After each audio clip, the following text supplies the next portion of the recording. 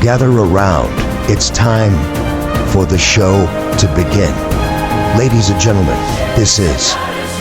Hey everyone, my name is Jason. Hi friends, it's Desiree Josen.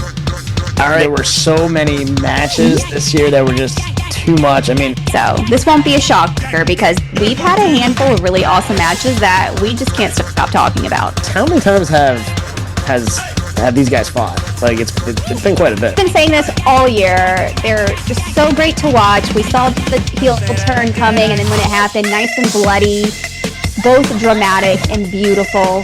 You are now entering the ring with Chutes and Ladders podcast. Here are your hosts, Desiree and Jason. Chutes and Ladders Spotlight. Ron Killings. What's going on, everyone? My name is Jason. Hi friends, it's Desiree Josen. All right, today we're shining the spotlight on one of the most beloved, hilarious, and surprisingly pivotal figures in WWE history, R-Truth. From comedy legend to Judgment Day's most unexpected MVP, Truth has done it all. So let's talk career highlights, legacy, and how he's stealing the show in 2025. Des, how do you even begin to describe R-Truth? I love this man, and he needs to be protected at all costs. And I think we're doing it, actually. I love it. All right. Well, R-Truth, his career has spanned over 20 years, kicking off in the early 2000s, and he's still entertaining crowds like it's day one. Des, what's your take on his incredible longevity and impact? Well, it takes a special person to really last this long for basically 25 years. So I know he first started out, he was in WWE in the early 2000s with Road Dogg as, what was it, K-Quick? Something along those lines. And then was released and went to TNA and became the first Black world champion, which was huge. And then comes back as R-Truth in 2008, and he's just a powerhouse. The man is captivating, and there is just something about certain people that they have this quality when they walk into a room that they always get the attention. All eyes are on them, and it's just because they're so charismatic. They're so great with their words. They have this energy, this aura about them, and I think that's something that R-Truth has. And there's just something about him that I just love, and I'm like, I know he's such a good person, and you never hear anything negative about him either. And the fact that he's so physical, he's so funny. He's grown with this character, even though it's so funny. It just, you can't get enough of it. I love it. And, even 20 years later, he's still making us laugh. So that just tells you, and many generations have grown up loving him. And, he's just unforgettable. Absolutely. All right, and as far as R-Truth's most iconic run, it's easily his time with the 24/7 championship, turning a throwaway title into a pure entertainment gold. Des, how did he manage to make that title must-see TV? How could he not? The man is hilarious. He's so quick on his feet, literally. And I just cannot stop laughing at how he's won the 24/7 title. Like, he holds the title for, I think he's won it 54 times.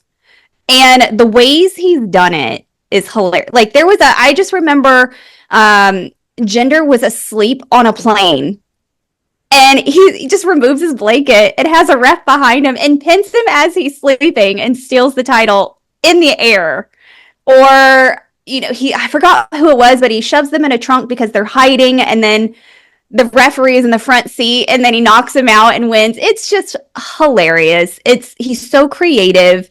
He made it fun. That is his title. You can't think of 24/7 title without thinking of R-Truth, and I kind of wish we'd bring it back. Well, R-Truth isn't just funny, he's a fan favorite and one of the most beloved personalities backstage in WWE. Des, what is it about Truth that makes him so universally loved, both in the ring and behind the scenes? Because he has fun. You can tell he loves everything that he does. He's not forced into anything. And what's really cool is I really think he's being himself. I don't think this is a character. I think Ron Killings and R-Truth, there's a gray area. I think it's just a way of life at this point. And, he is who he is. He has fun. What I love is the toughest guys in the ring can break character right on the spot. And I love those scenes where he's breaking Brock Lesnar, Roman Reigns, those kind of guys where you're like, it's okay to laugh. And even what's really funny is there's stories where Vince is like, he's told the roster, R-Truth is a funny character. It's okay to laugh. You don't have to feel bad about being on live TV and playing it cool. It's okay. So it's just the fact that he's had that leeway and he puts the entertainment in world wrestling entertainment. We'll just put it that way.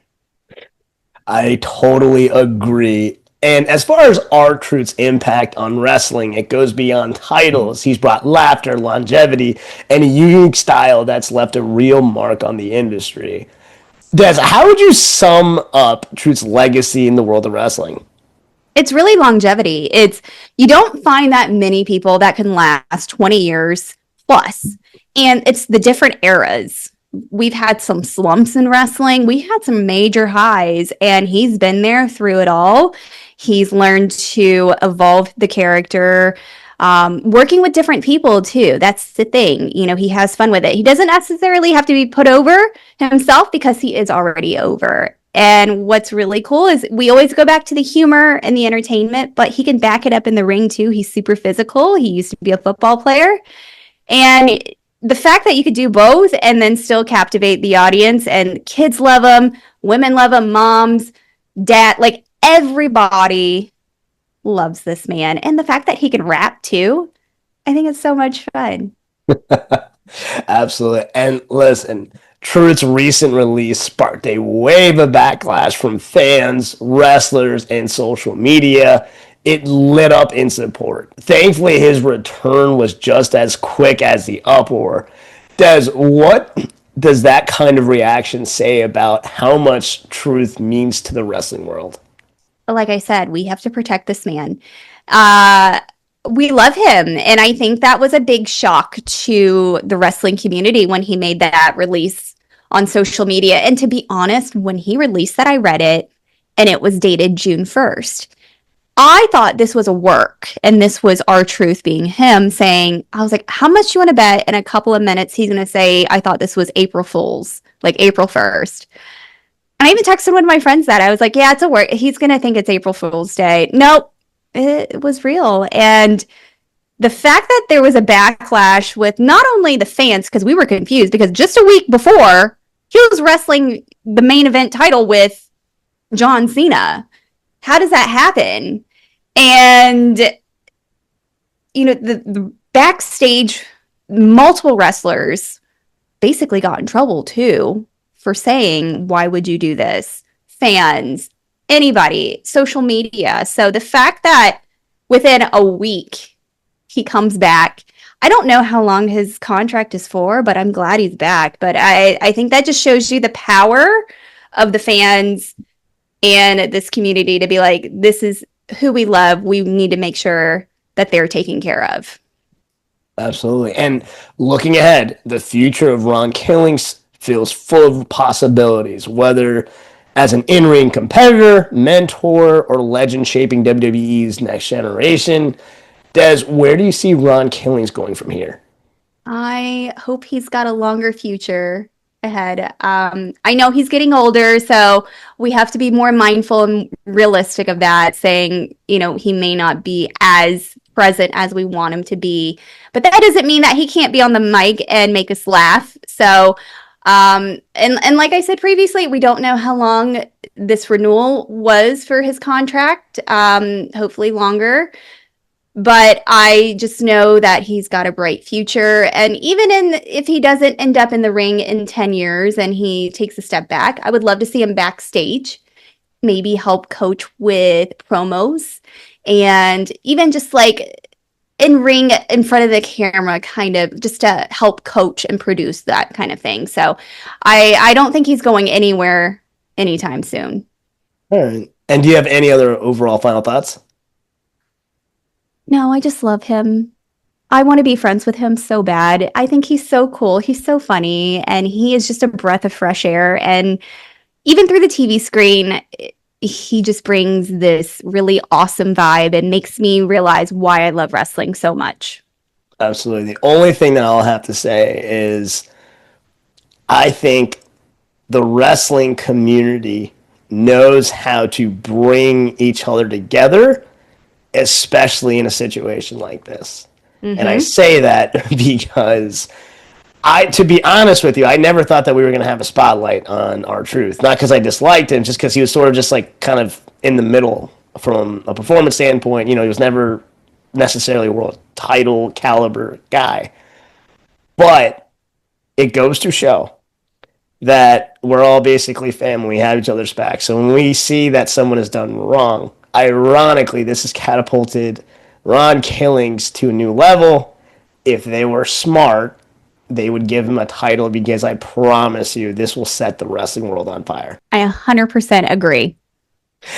Absolutely. All right, that actually wraps up this episode. What are your thoughts on Ron Killings? Please DM us at the Shoots and Ladders. Like always, please like, share, and subscribe both on YouTube and Spotify. Once again, my name is Jason. I'm Desiree Josen. All right, until next time, have a blessed day and a blessed week. Bye, friends. This has been Shoots and Ladders. Follow us for more content.